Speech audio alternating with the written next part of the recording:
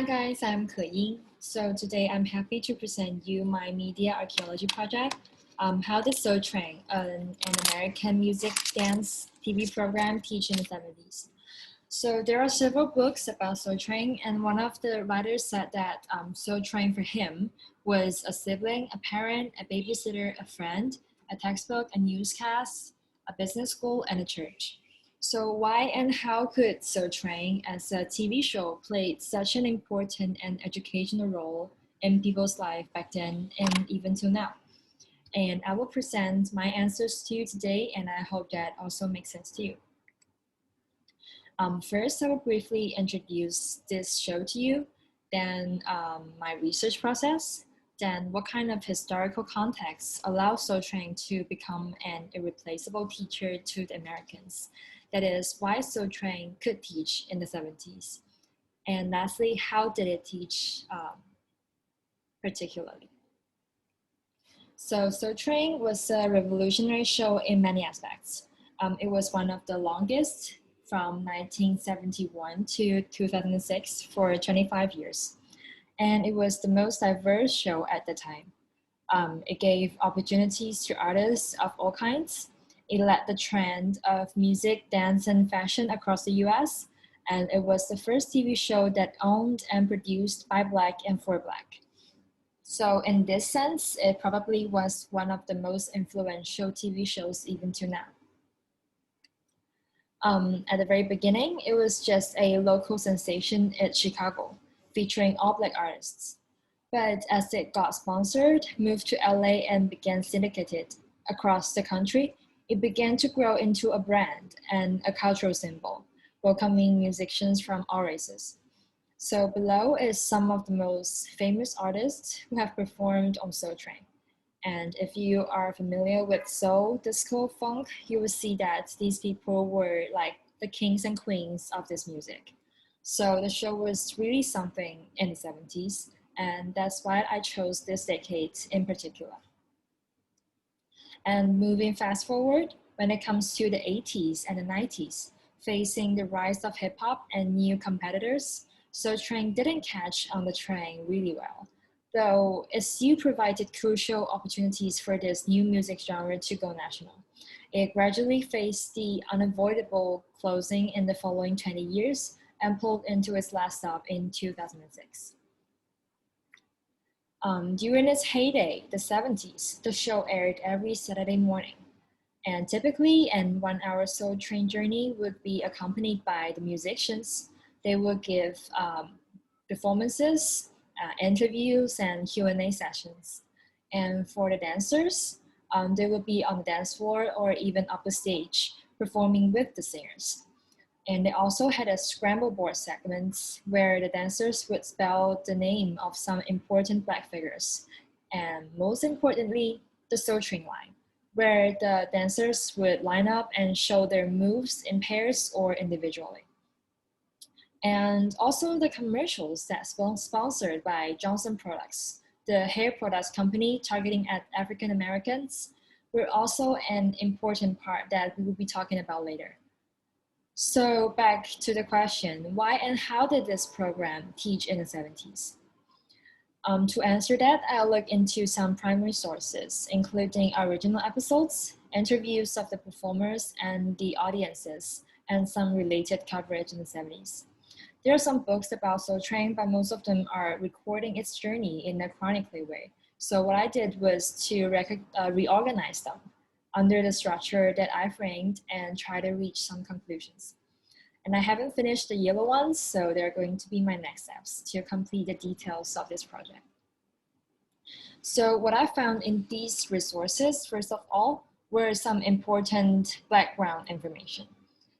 It was the political, economical, social, and cultural context that gave birth to the show, gave birth to its popularity, and also made it possible for its educational impact to exist in the first place. Since the show premiered in 1971, let's look at both the 60s and the 70s. So at the crossroads of these two decades, Soul Train was facing an empowering but precarious, a progressing but disappointed era. Civil rights movements and fights for other minorities had many positive outcomes, but the living conditions for many Americans, especially African Americans, were quite desperate. So, like the ongoing wars, the economic recessions, and the soaring inflation and unemployment rates. Facing all these problems, people knew that they had to continue fighting and living, but that was really tiring. And as a result, personal liberation and rebellion became themes of the social and cultural life. And the situation in media and entertainment also reflect these trends. By the 70s, TV had become commonplace in the US, but Black images on TV and films were still quite barren and fixed, and usually negative. National television chronically misrepresented Black Americans, either distorting their narratives or omitting them entirely. But luckily, the future was bright for two reasons. Firstly, in the radio field, there were already successful programs made by Black and for Black without covering the DJ's identity by removing Black accent and slang. Plus, the commercial-driven characteristics of TV saw the potential contents in contents and ads targeting Black audiences, making it possible for programs like Soul Train to appear. Also, the entertainment was quite flamboyant at that time. All kinds of music genres, the rise of Black pop cultures, colorful fashion styles, and party traditions all contributed to the later popularity of Soul Train. And all the above made the reasons why Soul Train could be widely accepted both as an entertainment show and as an educational program in the following decade. In this project, I would like to focus on the profound educational impact of this show. So why it could be called a teacher? For me, it is not only because that many children at that time watched it with Sesame Street while they were like just 2 or 3 years old, but more because two roles it played and the things it did. The first one is it is like a teacher that transcended race, space, and time. And moreover, just like a school, it not only teaches and inspires, but also actually paved the way to success for many teenagers. It can be seen that in many ways, Soul Train is similar to a teacher of a school. Like Soul Train used new music, dance, and fashion as a career. And all these things are linked closely to Black identity to present three things to the audiences. The first one is new culture and entertainment, just like all the new music genres, the new dance moves, and new fashion styles. The second thing is diverse lifestyles and possibilities. And the third thing is the political messages, whether it's implicit or explicit, that conveyed through the show. So just like a teacher, it presents you some knowledge and skills that could be learned, like those cool dance moves, and also show you a diverse and eye-opening world with possibilities. And the show was presenting all of these in such a attractive way that these cultures were loved by all. Like for Black people, it led them to be proud of being Black, which meant a lot in the 70s, and made them feel connected to this unified community. And through this program, many of them realized that they could use their talents to achieve the same thing in this field too. And for white people and other races, it taught them to appreciate these cultures and form better understandings to equity and inclusion from the bottom of their hearts. So in this sense, it's like a teacher who helps you know who you are and help you know what you want to do. And what makes Soul Train even more like a school is that not only did it inspire, but it actually provided like an entrance to the Hollywood and the whole entertainment industry. So it's like a teacher or a school that give you the opportunity for a better personal development. And lastly, what happened naturally during the whole process was that it fostered the development of music, dance, and fashion, and shaped some important social changes. And let's look into these aspects in more details. Firstly, it taught audiences to appreciate the diversity of music, dance, and fashion. Nick Cannon, one of the famous Black musicians in the US, said that it was an amazing vehicle for dance culture from its very early years. And I believe that it was just the same for music and fashion. Like, firstly, Soul Train presented more diverse, vivid, and eye-opening artworks to the public. Since through Soul Train, the audiences got to know much more songs and enjoy full-rounded performances incorporating live singing, dancing, and also a party vibe. Secondly, Soul Train was so trendy that it inspired a whole generation of new artists, beneficial for their personal development and also the thrive of the culture itself. So it's like on the macro level.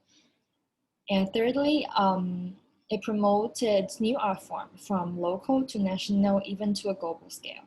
So let's take street dance as an example.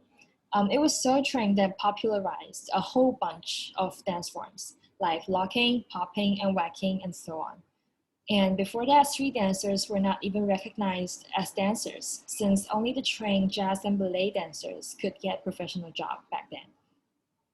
And after the show, like for example, those dancers like the lockers have come into their own, and suddenly everybody wanted to lock. And even to these days, dancers still travel the world teaching the dances they did on Soul Train in the 70s and 80s. Secondly, Soul Train taught Black audiences to be proud of their identity. Soul Train showed an authentic and positive Black image, which was really rare at that time. Black people appeared just as who they were on the stage, as talented, beautiful individuals. And two important things to be mentioned here. The first one was commercials sponsored by Johnson Products. And these commercials are the first TV commercials targeting specifically at Black audiences. And it claimed that afros, the Black's natural hair texture, should be worn proudly. And the second one was a segment in the show called The Scramble Board, where dancers could spell the names of legendary Black icons, including politicians, artists, and so on. So it reminds people to be proud of their identity. And thirdly, Soul Train connected Black audience to an unified community. Because once you felt positive about your identity, the next step will be connect to your own community. For family, Soul Train was like a reunion time. Like every Saturday morning, you watch it with your whole family for Black, just like a house party. And for different parts of the community, here comes a very interesting story told by one of the dancers. Once he was very close to being robbed by a gang, but when the gangs recognized him, they got all excited and asked him to do some of the dance moves. Because back in the days, the dancers on Soul Train were like celebrities in the Black community. And after that, the gangs actually gave the dancer money to take a cab back home because the street was too dangerous for him and they didn't want him to get hurt. And for this, the show almost became a ritualistic symbol for the Black community during the dark time of the 70s.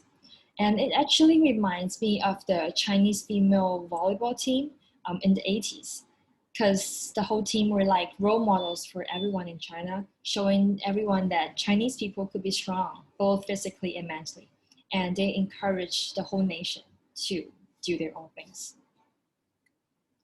And also, Soul Train taught audiences to better understand equity and inclusion. Since it was a music show that not only generated hit records, but also connected all of the Black and a hip section of white, Latino, and Asian America into a groovy community. So this unifying power went beyond race to the whole nation. Firstly, from East Coast to West Coast, people began to know about each other better. The trends, the lifestyles, it promoted mutual understandings across the nation. Also, it gave a positive message that love for music and dance can go beyond race. Since people of all colors were obsessed with the music, and white artists also got performed on the show, and even an Asian girl became a Soul Train dancer later in the 80s. So it helped build a modern imagined community of nationhood in Benedict Anderson's concept. in some ways. And there were also political messages sent by popular artists. Like, for example, Stevie Wonder spoke about the importance of education. James Brown explained that black on black crime could not be tolerated. Like, these messages all helped audiences to better understand equity, inclusion, and shape the way of the thinking of the society. And lastly, it provided an entrance to Hollywood and the entertainment industry. So while the working conditions weren't perfect, especially for the dancers, because they're not getting any paid from this program, all the reward they got was like 2 pieces of Kentucky Fried Chicken every recordings weekends. But still, it was a very important platform for both the Black artists and some ordinary Black teens. Like, for the artists, it was a huge breaking point for them to be seen by the nation. And this is especially true for the emerging Black stars, since they were talented but didn't have the chance to be exposed. But when they got on the Soul Train during the time when TV almost ruled the public entertainment life, they got at least 3 minutes to reach all the audiences in the US, which was really a big opportunity. And also for teenagers, Soul Train was life-changing.